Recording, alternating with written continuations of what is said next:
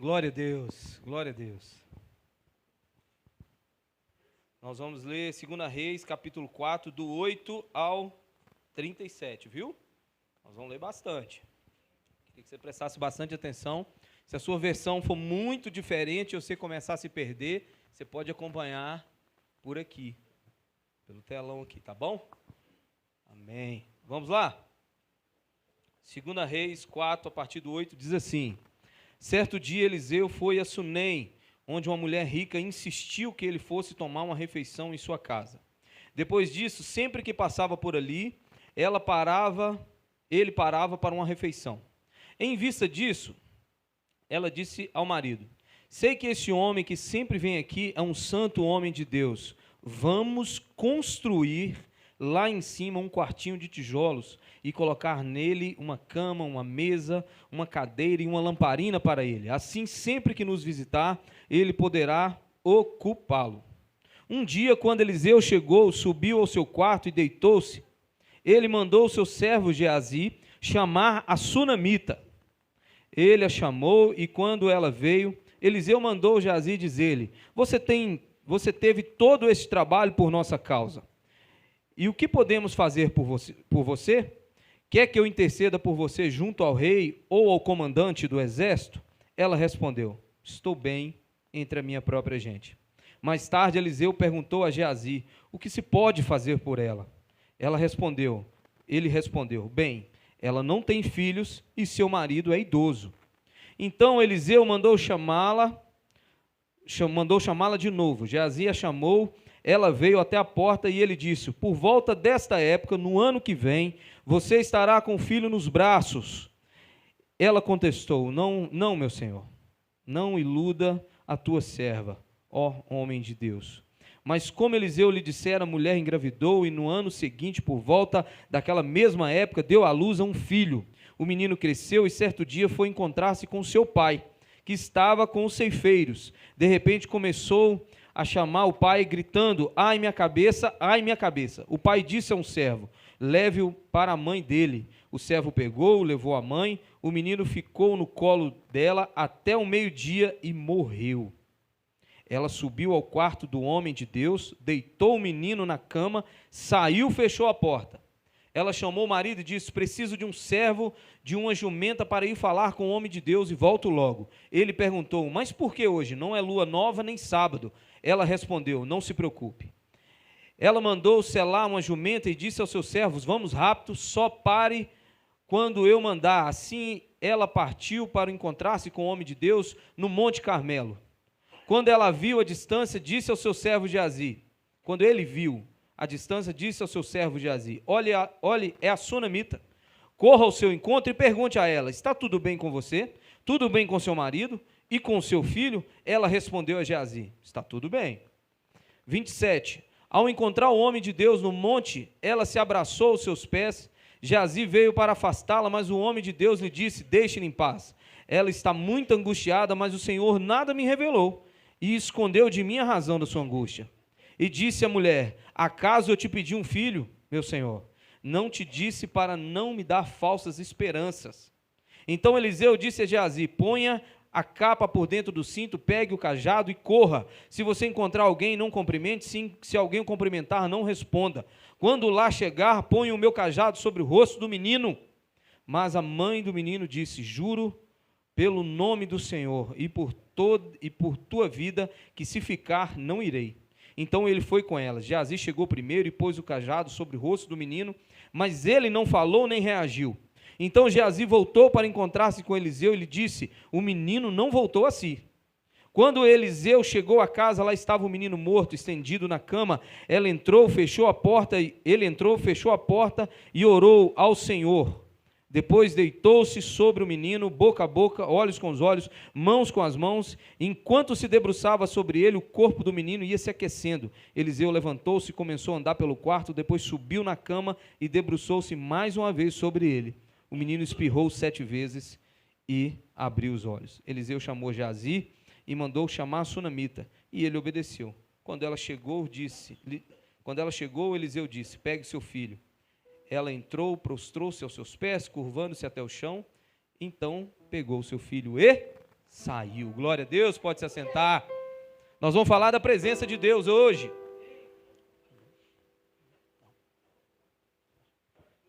Nós vamos falar da presença de Deus hoje. Quem quer a presença de Deus? Eu sei, só o que você quer. Perguntei, só para ter certeza mesmo, eu já desconfiava que você quer a presença de Deus. Na verdade, é a maior necessidade da igreja. É a maior necessidade de cada um de nós. É a presença de Deus. Porque sem a presença de Deus se torna tudo em vão. Um culto como esse se torna em vão. Louvores cantados, notas entoadas, é em vão. Vida é em vão. Trabalho é em vão. Sem a presença de Deus, tudo se torna em vão. Mas Deus tem 3 atributos não comunicáveis que a gente conhece. Onipotência, ele tem todo o poder. Onisciência, ele sabe de tudo. E o outro, onipresença. Ele está presente em todos os lugares. Na doutrina dos atributos de Deus, onipresença significa que não tem 1 centímetro que seja desse universo, dessa terra, de qualquer lugar que Deus não esteja. Ele está em todos os lugares. Então, a presença dele, se a gente não sente ou não vê a presença dele, a culpa não é dele, a culpa é nossa. Por isso que muitas das vezes em determinados ambientes, em um culto, uma assembleia, um culto como esse aqui, alguns percebem, desfrutam da presença de Deus e às vezes outros não. Mas não é que Deus se manifestou para uns e não se manifestou para outros. É porque uns estavam com o coração inclinado para o Senhor e outros, muitas das vezes, não.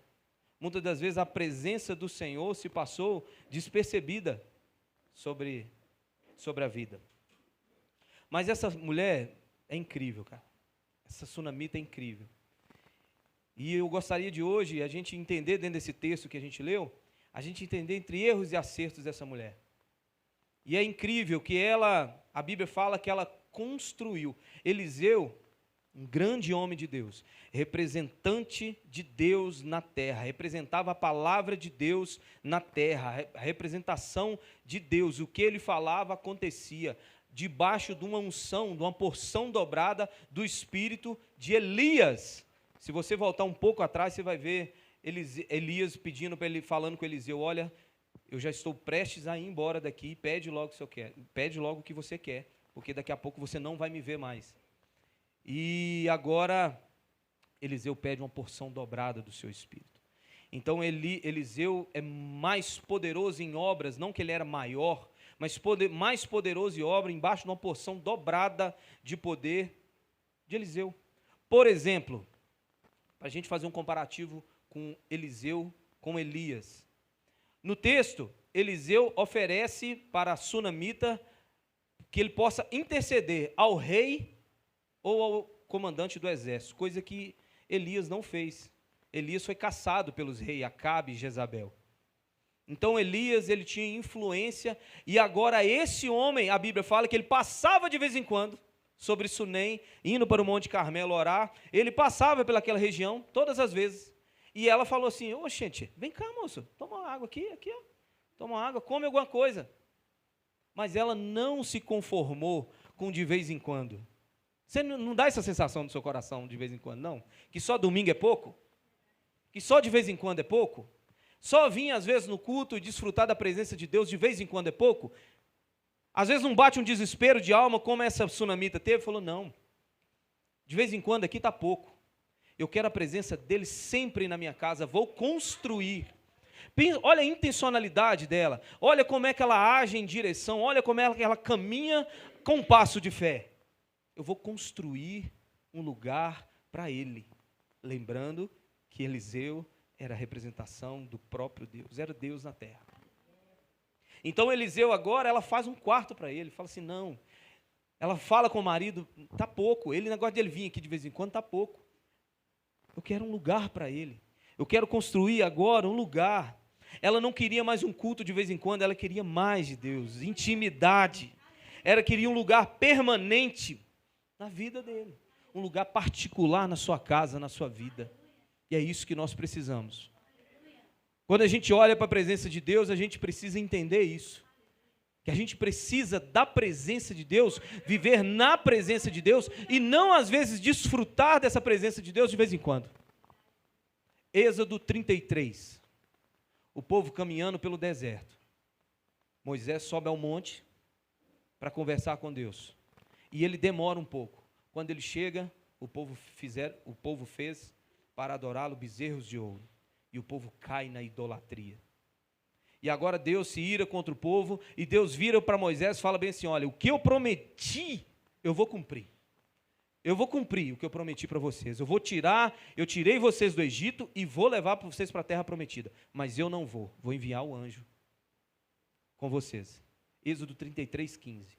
Vou enviar o anjo. Eu não vou, não. Eu não vou, porque se eu for, eu vou acabar com vocês. O texto é desse jeito. É Deus falando assim, vocês estão fazendo tanta raiva, que se eu for com vocês durante o caminho do deserto, eu vou matar vocês tudo. Vocês estão já me tirando o sério. Moisés fala com Deus assim, olha, se o Senhor não for, não iremos vós.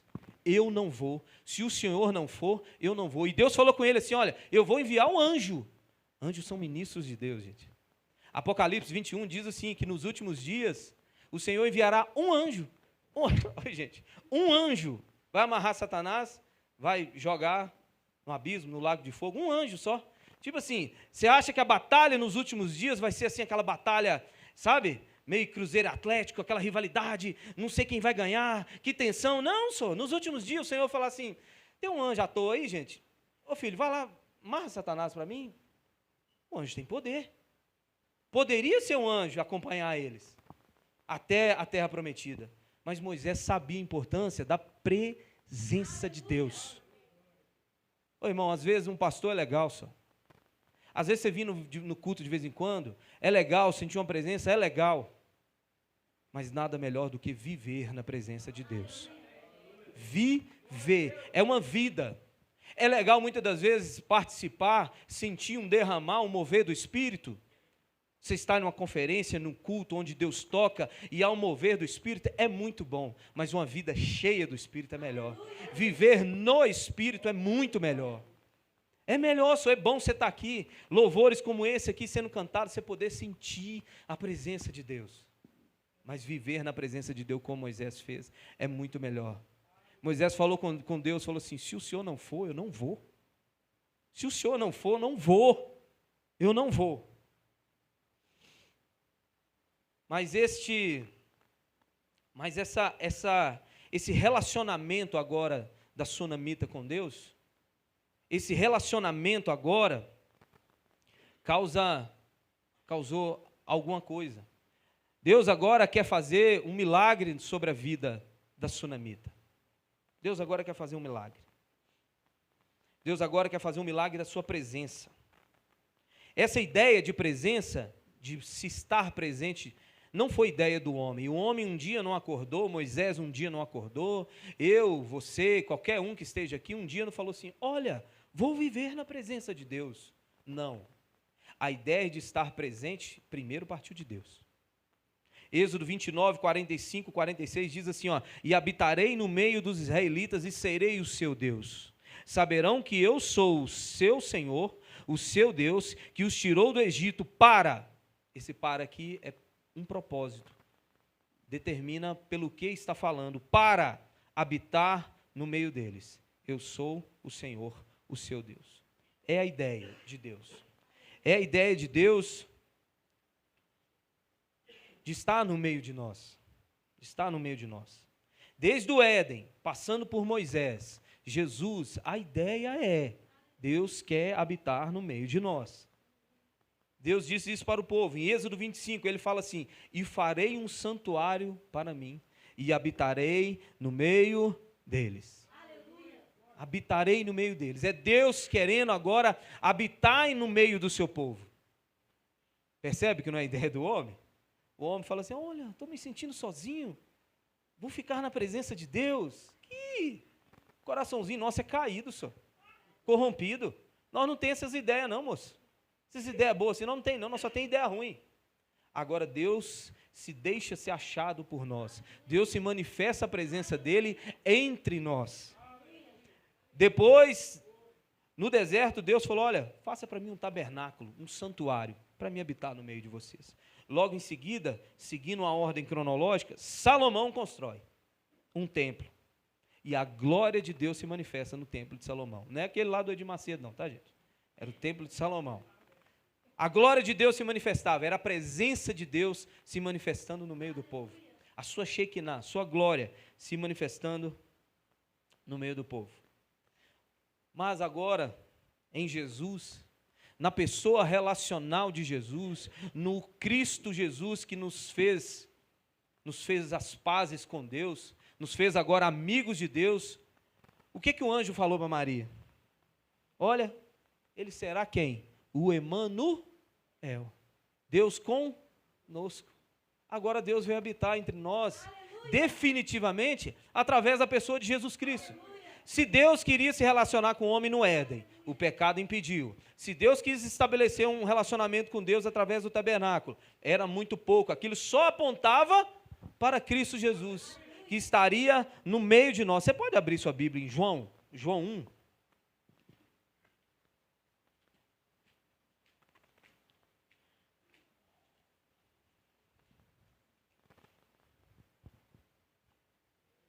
João 1,14, diz assim, ó.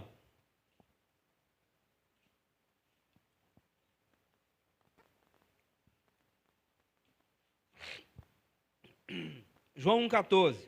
Aquele que é a palavra tornou-se carne e viveu entre nós.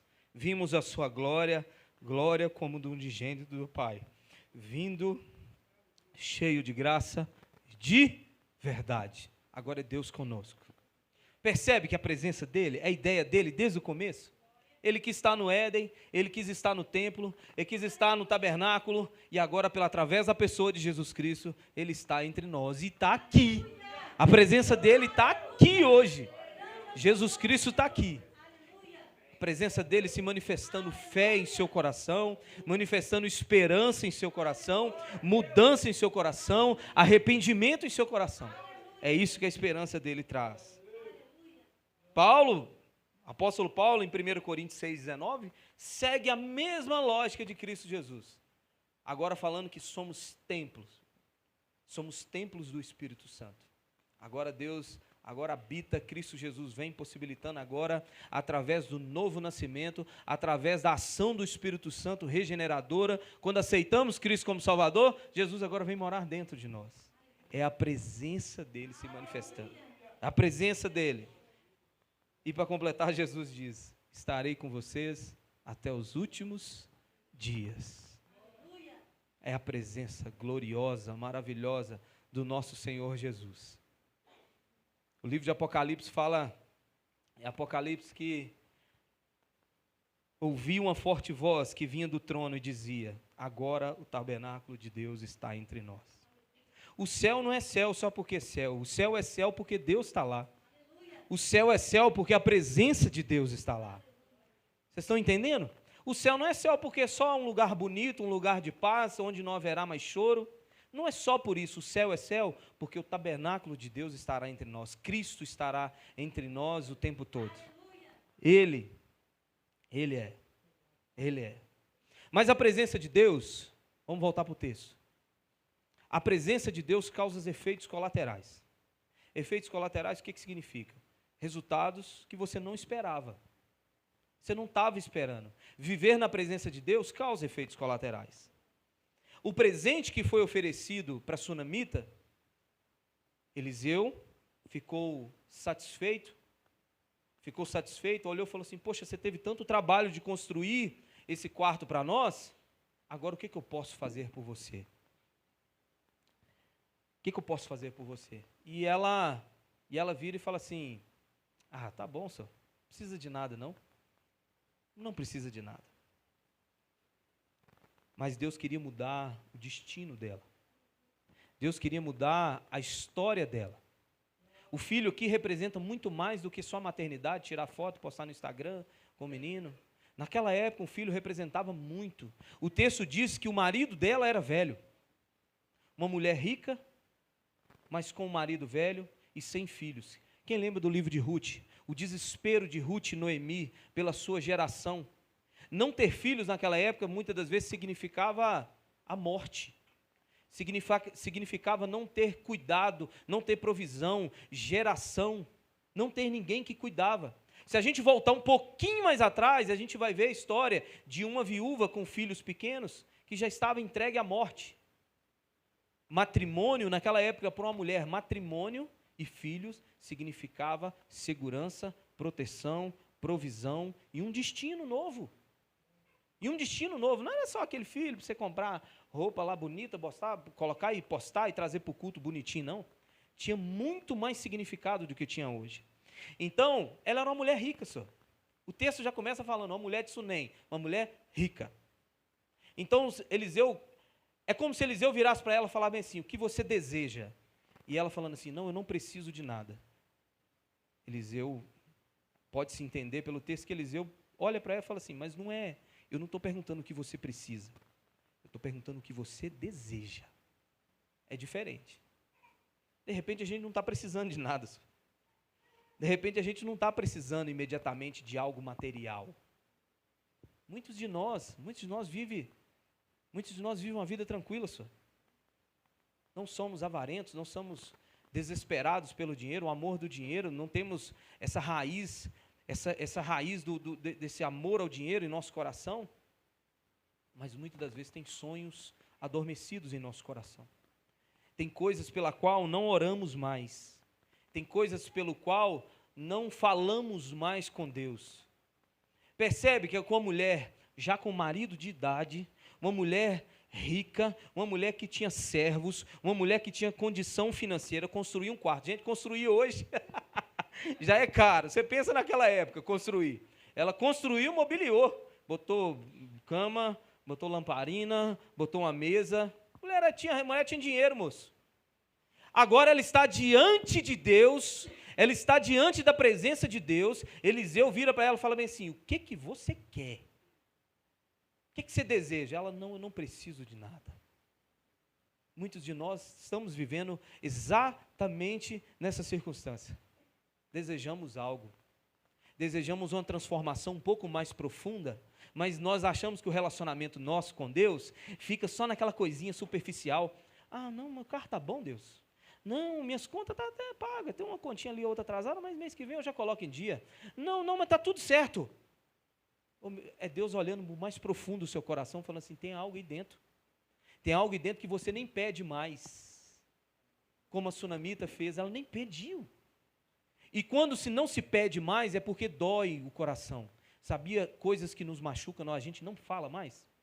O que nos machuca, nós não toca no assunto. A gente não toca no assunto. Se é aquela família, se é aquele parente, aquele ente querido que a gente já está distante há muito tempo porque não conseguiu se perdoar, a gente não toca no assunto, a gente não toca no nome dele mais. Se é uma falta de perdão, a gente não toca mais. Se é uma briga do passado que magoou o casal, que é aquela luta, não toca mais no assunto, porque o fato de tocar no assunto machuca. E a sunamita esteve diante de Deus, diante da presença, diante de Eliseu, gente. Gente, começa a ler 2 Reis e vê a história de Eliseu. Pensa num profeta, pensa num homem virar para alguém que, aqui, o que você quer? E o que ele falasse ia acontecer. Se ela falasse assim, olha, eu quero dobrar minha riqueza, Eliseu, seja feito conforme você pediu, filha. Você está na presença de Deus, você atraiu a presença de Deus. Você atraiu a presença de Deus. E ela não pede. Ela não pede. Deus quer essa noite que você mude a sua oração, sabia? Mude os seus pedidos. Deus é um Deus que faz coisas simples, triviais. Eliseu, no próximo capítulo, faz flutuar um machado, uma ferramenta.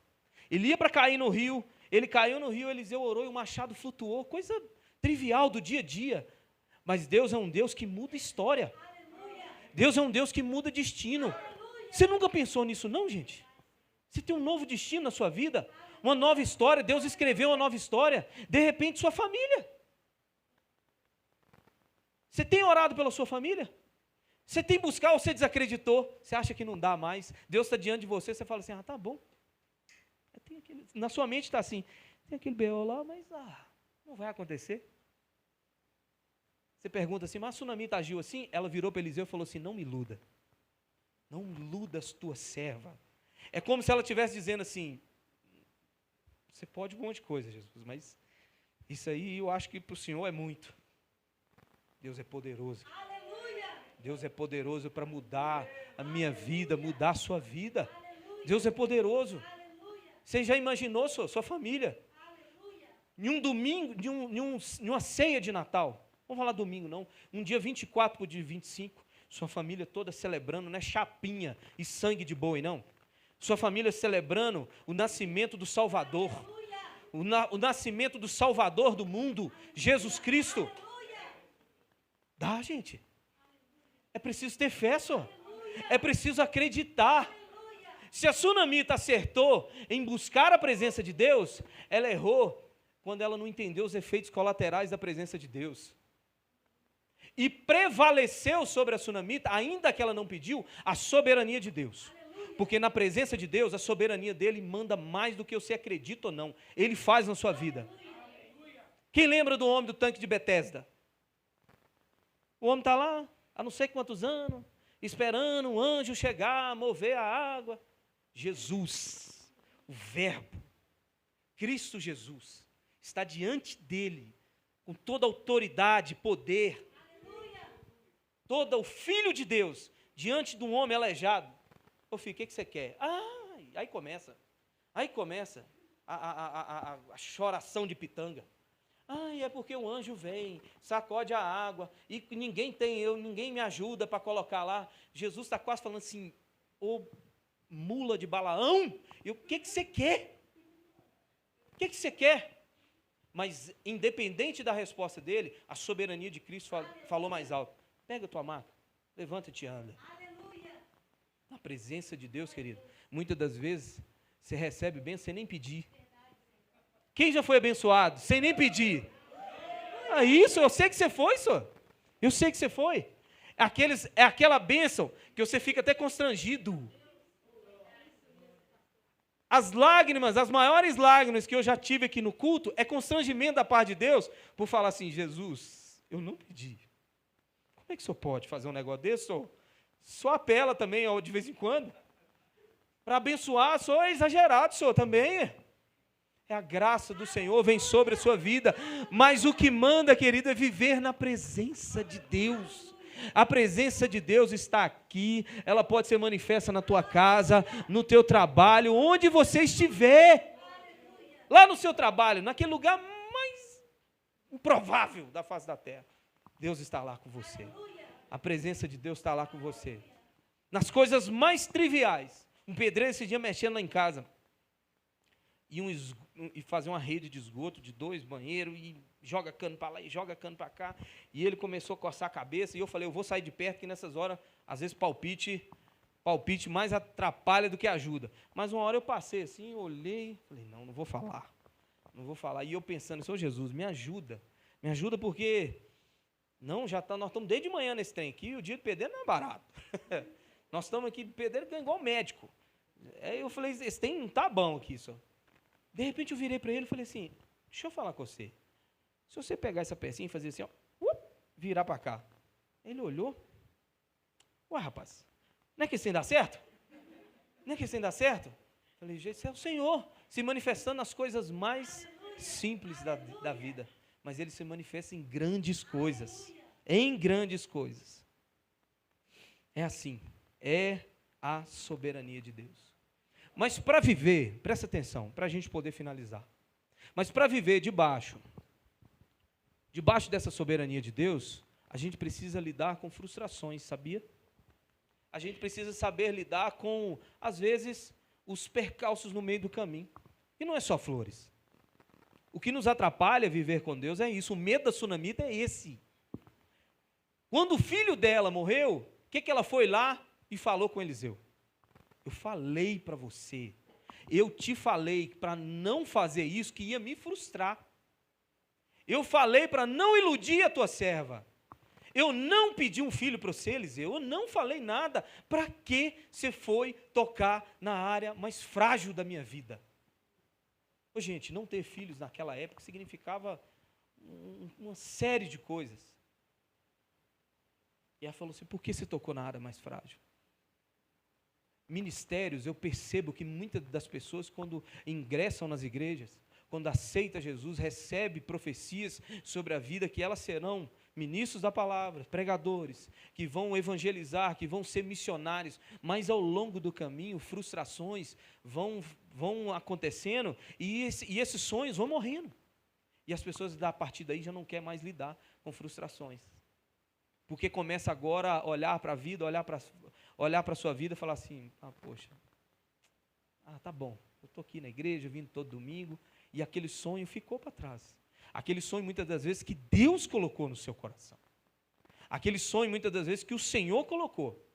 Porque frustrações com coisa que nós inventamos da nossa cabeça, a gente vai ter que lidar com ela e aprender. Tem coisa que nós inventamos também. Eu sonho em ter uma multinacional, em ficar rico e não sei o quê. Isso às vezes é Deus que colocou, às vezes é coisa da sua cabeça. Não é Deus que colocou no seu coração. Agora, com sonhos que Deus colocou no seu coração, de ter uma família no Senhor, de ter uma família sarada, redimida no Senhor, de ter um casamento abençoado, de ter uma vida no Senhor, isso aí você não pode abrir mão, não, querido. Por causa das frustrações, não. Frustração faz parte da vida, gente. Melhor escola da vida, não tem nada na vida, preste atenção, não tem nada na vida que te ensina mais do que as frustrações, as lutas e as dificuldades. Uma frustração, ela vale por mais de 10 anos de teoria. O gabinete pastoral nosso é aqui, ó, junto com a bateria, nós senta aqui e nós conversa. 10 anos de conversa aqui não vale para uma frustração. Ela te faz pensar, ela te leva no mais profundo, a tristeza chega em seu coração e começa a fazer as melhores perguntas da vida. A melhor pergunta de um cristão é ele em lágrimas e falando com o Senhor, por quê? Por que, Senhor? E o Senhor começa a trabalhar, o Senhor começa a ensinar, o Senhor começa a ministrar no coração e mudanças, grandes transformações, começa a partir das frustrações. Em tudo na vida, fomos criados, gente, os pais da gente, preste atenção, nós como os pais, eu vou falar, estou me botando no meio e falando que nós estamos errados, nós crescemos ensinando nossos filhos uma cultura desde pequenininho para ele não ter frustrações. Eu tento, mas ainda eu sei que muitas das vezes eu não consigo. Mas Felipe, eu falo, filho, você não é o mais bonito da escola. Que minha mãe está ali. Minha mãe falava assim, meu filho, você é uma mistura de Tom Cruise. Minha mãe falava comigo assim. Mãe pegava meu rosto e falava assim, olha o nariz desse menino, é perfeito. E o besta vai crescendo com aquilo, né? Aí um dia eu cheguei na escola, olha o tamanho da cabeça desse menino. Falei, poxa, né? Dá vontade de chegar para a mãe da gente, mãe, eu não sou o mais lindo, mãe. É frustrações, gente, que a gente não foi treinado, a vida não é. A vida não nos ensina. Muitas das vezes os filmes, Hollywood, não nos ensina, filho, a lidar com as frustrações. Mas faz parte da caminhada cristã as frustrações. Faz parte. Os apóstolos tiveram que passar por frustrações. O apóstolo Paulo sofreu açoites, foi preso, foi julgado, foi humilhado, foi condenado. Mas o importante é que ele não parou. Em hora nenhuma ele não parou. Em Atos dos Apóstolos, capítulo 18, Deus fala com ele, Paulo, não deixe de pregar, eu sou contigo. O salmista diz, olha, ainda que eu ande pelo vale da sombra e da morte, eu estou contigo, a tua vara, a minha vara e o meu cajado te consolam. Então, o Senhor está conosco. O Senhor está conosco. Não podemos baixar a cabeça para as frustrações. Se o Senhor prometeu, Ele vai cumprir. É engraçado que Eliseu, quando a sunamita chega para Eliseu, né? Que você fez isso, fez aquilo, eu falei para você. Eliseu falou assim, vamos lá resolver esse trem. Eliseu nem dá muita ideia, você já viu? Olha, como aconteceu? Faleceu como? Foi que horas? Que hora vai ser o velório? Né? Foi internado antes? Não foi? Foi Covid? Não foi Covid? Eliseu fala assim, na cabeça do profeta está assim, meu Deus, foi Deus que te deu bênção. Vamos lá que nós vamos resolver esse problema. Vamos lá que nós vamos resolver esse problema. Última coisa. Eu falei que era a última, mas agora é a última. Eu acho que é a última. Vamos ver se vai ser a última. Quando as coisas é de Deus, você não tem que ficar muito dando prosa para ninguém, não. Se é Deus que te deu, parece meio coach, né? Mas é a realidade do texto. Se Deus te deu, se foi Deus que prometeu, não precisa você ficar dando muita ideia para ninguém, não. Não precisa você ficar se abrindo com muita gente, não. Porque o texto diz o seguinte, o menino morreu, o menino, ai minha cabeça, ai minha cabeça. Aí o pai falou com o servo, pega o menino e leva lá para a mãe. Quando chegou com a mãe, ela ficou nos braços até o meio-dia, o menino morreu. O menino morreu, ela botou lá no quarto, que ela tinha preparado para o homem de Deus, para Eliseu, levou lá para o quarto e falou com o marido aqui, prepara uma jumenta e um servo que eu vou ali. Para quê? Nada não. O texto diz assim, ó. O que ela fala para o marido? Ela respondeu, não se preocupe. Não se preocupe. Tá dominado. Vou ali resolver uma parada. Que esse assunto é meu e Deus. Deus que me deu. Deus prometeu. Você é um velho. Deus tem que dar azulzinho, ovo de codorna para você fazer o menino. Você está fora dessa jogada, você está fora. Essa é uma promessa minha com Deus. Você não entra nessa conta. Quem teve a ideia da presença foi eu. Quem mandou construir o quarto foi eu. Quem teve com o profeta foi eu. Fica na sua. E quando ela está chegando lá, Eliseu olha e fala assim, olha, é a sunamita vindo. Fala com o servo dele, Geazi. Vai lá e pergunta para ela se aconteceu alguma coisa com o filho, com o marido, com qualquer coisa lá. O que ela fala para Geazi? Não se preocupe. Está tudo bem. No versículo 26. Ela respondeu a Geazi. Está tudo bem. Está tudo bem. Como quem diz. Eu não converso com o porteiro. Eu converso com o dono do circo aí. Eu não venho conversar com terceiros. Eu vou falar com Deus, porque essa promessa foi dele. Essa promessa foi ele que deu. Mas tudo começa, querido, pela presença de Deus na sua vida.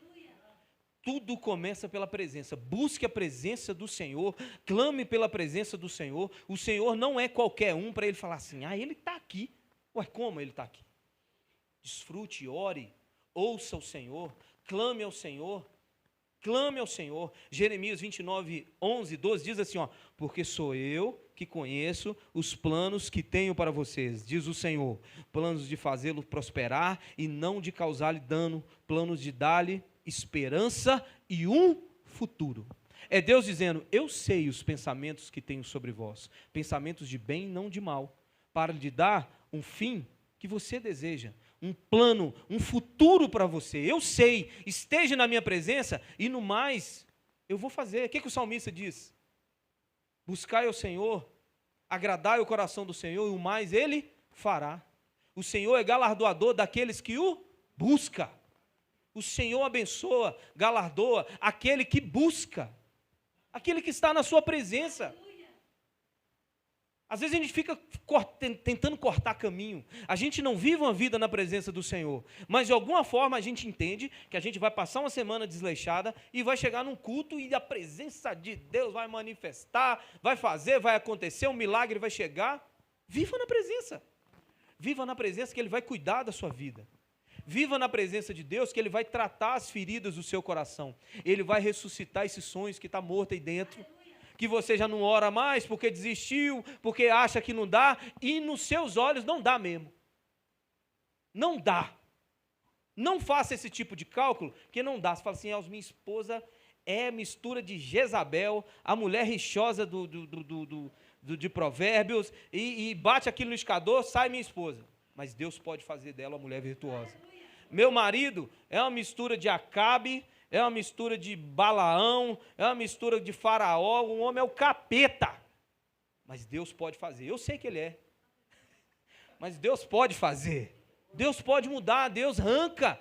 Sabe o que a Bíblia diz quando Deus arranca o coração de pedra e coloca um coração de carne? Deus transforma o caráter da pessoa. Muda o homem, muda a direção. Mas a presença do Senhor que nos proporciona isso. A presença do Senhor. Não deixe seus sonhos morrer, querido.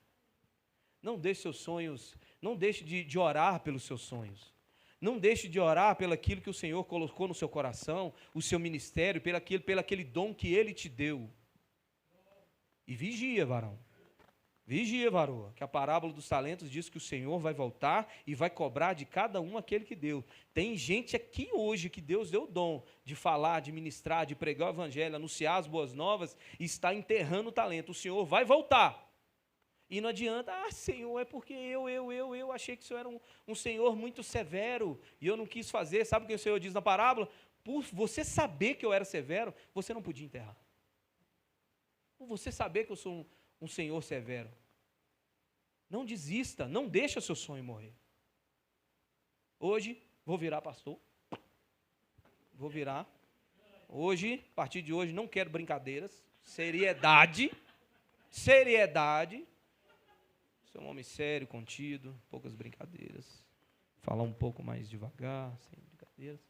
Estou brincando, gente. Mas assim, esses sonhos não dependeram de ninguém. Nunca ninguém ficou atrás de mim falando assim, olha, que belo, lindo pastor você é. Ô irmão, eu sabia do que Deus tinha me dado. Eu falei para Thaís, pensa eu sou um homem sonso com Deus. Minhas orações com Deus, na maioria das vezes, são assim, Deus, seu filho é surdo espiritualmente. Eu não consigo te ouvir muitas das vezes. Eu embolo o meio de campo, eu acho que é para pregar uma coisa, eu prego outra. Às vezes eu estou pensando uma coisa e daqui a pouco é outra. Fala comigo, assim, em libras espirituais, assim, ó, não fala só, não que eu não escuto, mas manda um e-mail, manda um WhatsApp, porque muitas vezes eu tenho dificuldade. Mas isso não. O chamado não tinha, não. Eu falei, é isso mesmo. Bem claro no coração. Bem claro no coração. Eu sei que passou um tempo, um processo, mas esse sonho aqui nunca morreu. Minha esposa é testemunha. Nunca morreu.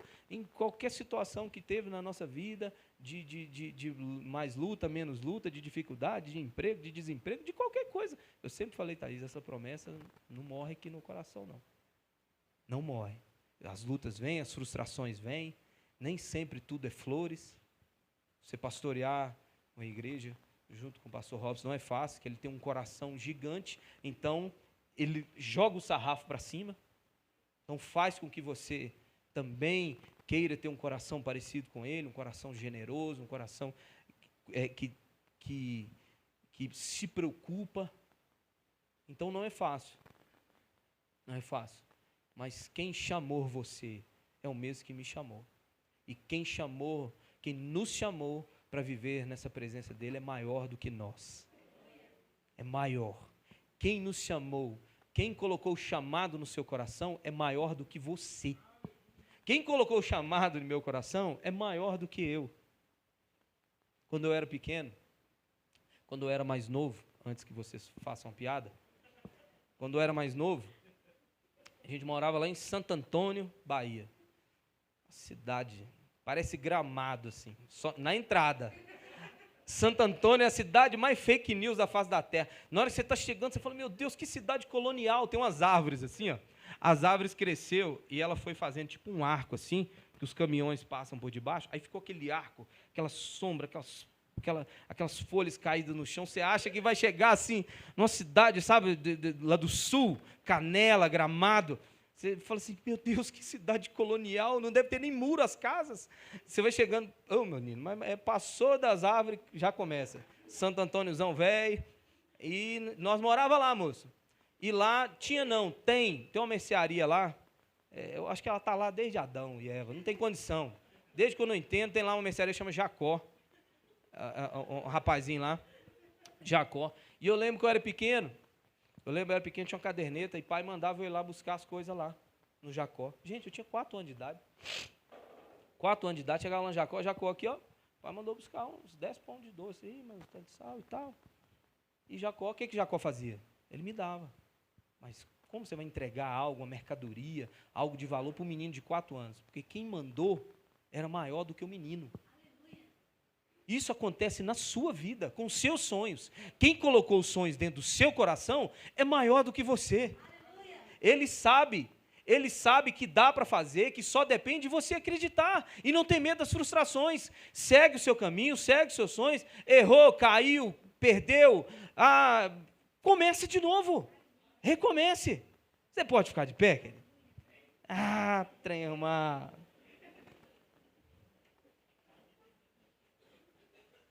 A palavra do Senhor diz, agindo Deus, quem? Isaías 43. Agindo Deus, quem impedirá, querido? Estando na presença de Deus, Ele vai agir na sua vida. Ele vai.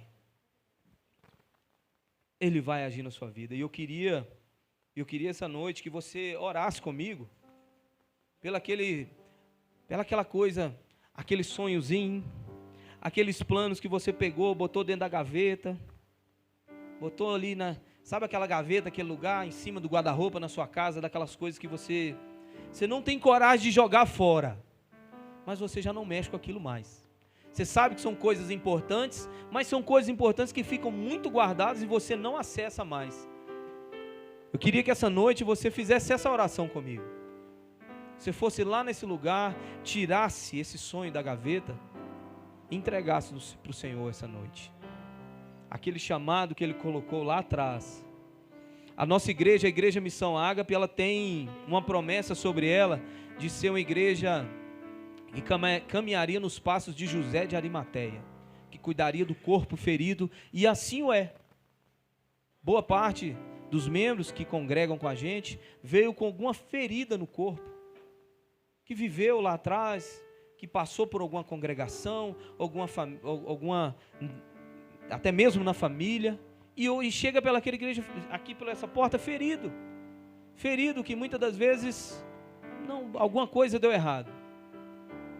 E somos essa igreja, somos uma família.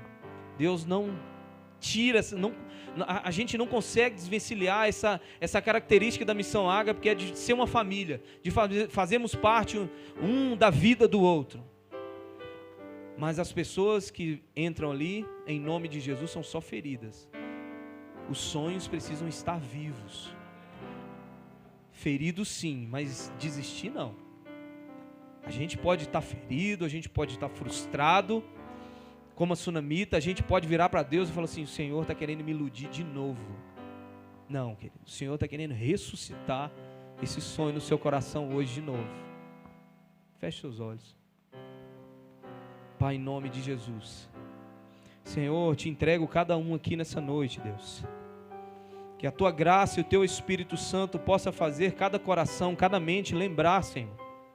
Lembrar, Senhor, daqueles momentos, Deus, onde o coração batia mais forte, onde os sonhos eram palpáveis, e Senhor, e muitas das vezes isso está adormecido nos corações, Pai. Pai, em nome de Jesus, que o Teu Espírito Santo, o Seu Espírito Santo, possa avivar os corações essa noite, pode dar uma direção, mudar a oração, fazer com que eles acreditem, Senhor, que há um Deus poderoso no céu, que guarda a vida deles, um Senhor poderoso no céu, que envia, Senhor, e capacita cada homem, cada mulher, cada criança, para a boa obra do Senhor. Oh Deus, Pai, em nome de Jesus, faça com que acreditamos, Senhor, em cura, Senhor, em restauração, Senhor. Senhor, coloca uma fé diante de nós, ao ponto de chorarmos, Senhor, na Tua presença, clamando, Deus, clamando, Senhor, pela Tua presença, pela Tua misericórdia, pela Tua cura, pela Tua restauração, pela paz que excede todo o entendimento, pela prosperidade que vem do céu, pela provisão, Senhor. Cremos, Deus, cremos no Senhor. Cremos no Senhor, cremos no Senhor, Tu és bondoso, fiel, cremos no Senhor, cremos, Deus, no Teu poder, cremos na Tua unção, Senhor, na Tua unção sobre nós, Deus, a unção que quebra o jugo, a unção que capacita, cremos, Senhor, no Espírito Santo de Deus, habitando, morando dentro de nós, e nos dando uma nova direção de vida, Pai. Oh, aleluia. Você pode olhar para cá essa noite, querido? Nós da Missão Ágape aqui, de vez em quando, nós ficamos muito reformadinhos. Nós ficamos muito reformados, mas eu sei que vocês tudo queima pelo Espírito Santo. Vamos usar um termo muito usado nos dias de hoje, muitas das vezes, mal usado, mas vamos tomar posse do que Deus tem, das promessas que Ele tem para a nossa vida. Vamos tomar posse. Tomar posse querido, nada mais do que acreditar que o Senhor pode fazer. Ele pode, Ele tem poder para fazer. Toma posse das promessas que o Senhor tem para você. Não é eu, não é o pastor, não é ninguém que está prometendo. É o Senhor essa noite que está despertando em seu coração, que dá sim. O Senhor não está te iludindo. Oh, aleluia, Senhor. Louvado seja o teu nome, ó Deus. Tomamos posse daquilo que o Senhor tem para nós, não daquilo que criamos para a nossa cabeça, não a ganância do mundo, mas as promessas que o Senhor tem para a nossa casa, para a nossa vida, para a nossa família. Nós cremos e tomamos posse essa noite, Deus. Oh, aleluia. Louvado seja o nome de Jesus. Você pode aplaudir o Senhor, querido. Aplauda Jesus Cristo de Nazaré, o pão do céu, o leão da tribo de Judá. Teu nome é Jesus. Seu nome é Jesus. Oh, aleluia. Glória a Deus.